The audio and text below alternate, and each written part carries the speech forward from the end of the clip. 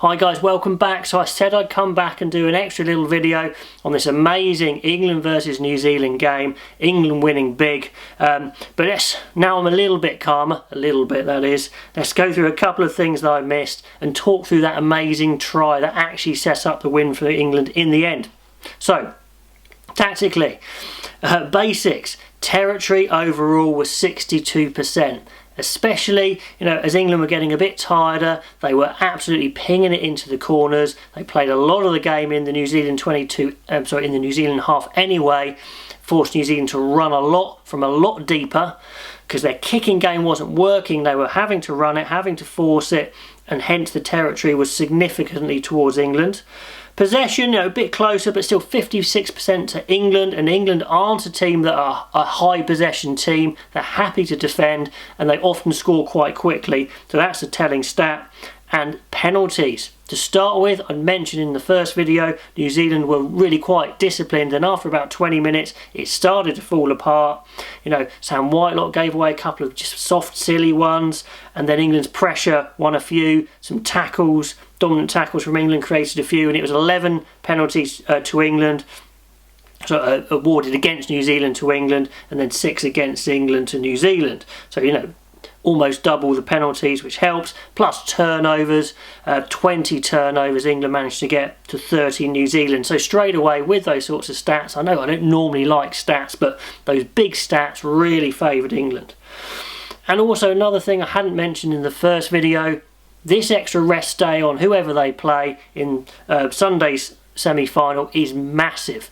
Now, it's only 1 week turnaround. They've had the whole tournament. They've been battered pillar to post. Especially Wales possibly have had a real tough run in. And England get that extra day to recover. And physically, that's massive. Obviously, mentally, it's a different game. But physically, it's brilliant, to be honest.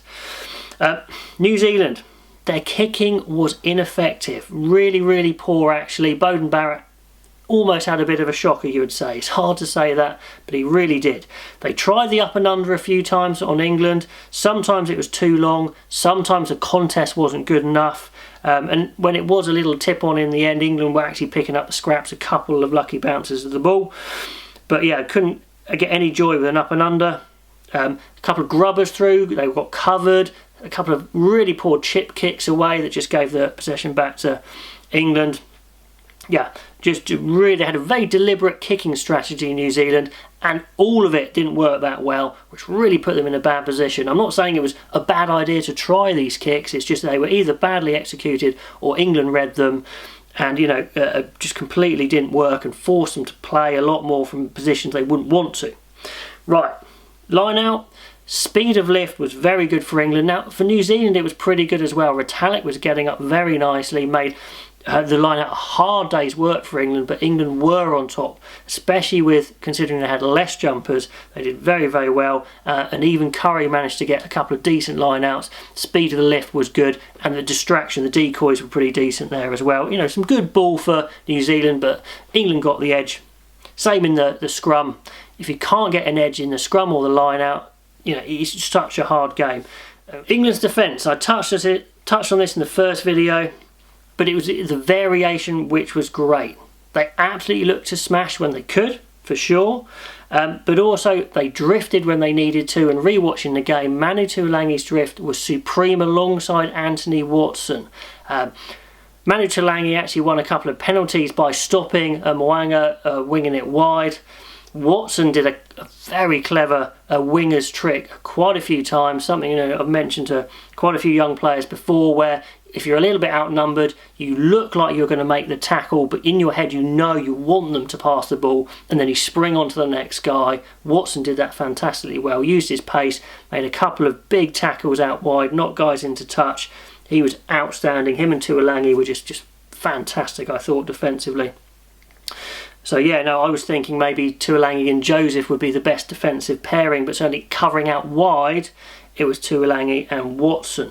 Like I mentioned, New Zealand did make good progress through Ford and Farrell. They couldn't go clean break, but they actually did make good territory gain line gains there.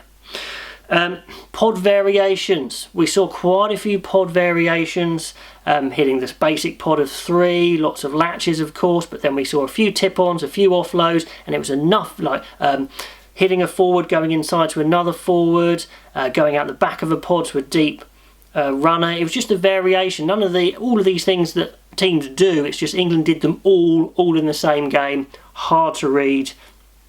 I saw the stat that actually New Zealand had more offloads than England, but a lot of those they were forced to play a lot more. England only played when they wanted to play. Power carriers, yeah, England just had a few more. Mako, Billy, Sinclair, Manu, but they do have an offload on them, but they chose when to throw it very wisely. They absolutely carried hard. They managed to use Manu Tuilagi a lot more than they have done in previous games, using him really hard up the middle and letting the guys play off him. Anyway, there we go. Let's just have a quick look at this England try. Okay, I've got the footage in front of me. Let's go through England's first try and just look at how good it actually was. So let's play this. So it hits the front of the line out first of all. Now that's a lot harder to do. Makes Ben Youngs have to make a further pass, but it's the beginning of the game. They're playing a bit safer, so they go for that front off the top line out. Okay, hitting Manu Tuilagi. Gets to about the gain line, so nothing too special yet. Then another decent carry from Underhill, so from Curry, but still only just getting to the gain line. Then it's this slick passing, and Daly makes the break. Now, first of all, very quick transfer of the ball there, going all the way across to the right of the pitch. Poor tackle from Mwanga actually there. Watson gets away, streaking down the touchline. He was great all game. Gets away from Goodhue, rides another tackle, gets up, so that's quite a big momentum through Beauden Barrett. Beauden Barrett had an okay game, really wasn't one of his best games for New Zealand, particularly in his kicking actually. He made quite a few kicking errors, we didn't see a lot of him, they shackled him in attack as well, and he missed that tackle there. So now England have made a good 20 metres on from where the line out is. Now New Zealand are on the back foot, their defence is fairly narrow, hitting Ford, and Ford has, well, a pod of 3 forwards and Underhill out and Curry out, so he's kind of got 3 forwards, then 2 deep forwards and Farrell floating in behind, which is your classic Ford-Farrell alignment.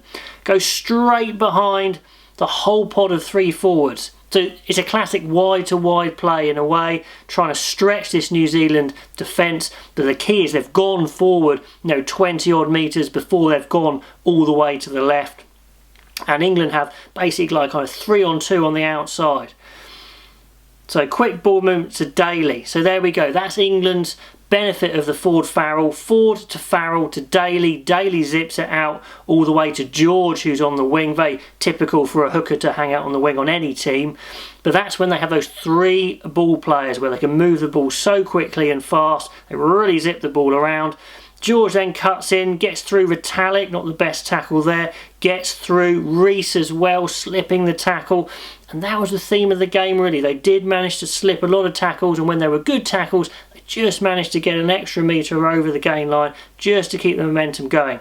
Now Youngs gets the ball now, they've gone all the way from the left to the right, right to the left, now it's on. Great tip on, this is where it's really made. Big carry from Laws. Well, he takes it to the face, tips it on to Sinclair, who's a real threat, and as he's going down, he basketball passes it out the back to Ford, and that was absolutely crucial. Fantastic continuity and running at pace. Ford then passes to Mako Vunipola, and they're 5 metres out now. England slightly overcommit to this ruck, but they've got so far in behind the New Zealand defence, they're scrabbling to get back. So it slows down a tiny bit. Then Laws, okay, good double tackle on Laws, but because he's so tall, he can flop over that tackle, gets to within a metre. Tuilagi jumps over, boom, pick and go. Wow, it's just fast, it's quick. The New Zealand defence were trying, but they just couldn't get there quick enough, slipping tackles, and then that lovely tip on and offload. both things that really break defences, an extra pass and an offload and running on at pace, and it really rocked New Zealand, and from that point on in the game they could never ever get back in. So the game, in hindsight, was actually won right there from 30 seconds to 1 minute 37 to Alangi scores. Okay guys, that's it for now on that England game. Absolutely awesome. Any other things you guys spotted would be great. If you're really excited about England now in the final and you want to get some final last minute England gear, go to the links below to the England Rugby store. Use the code there, 10% off on England Rugby store. Anyway guys, until the next time, I will see you later.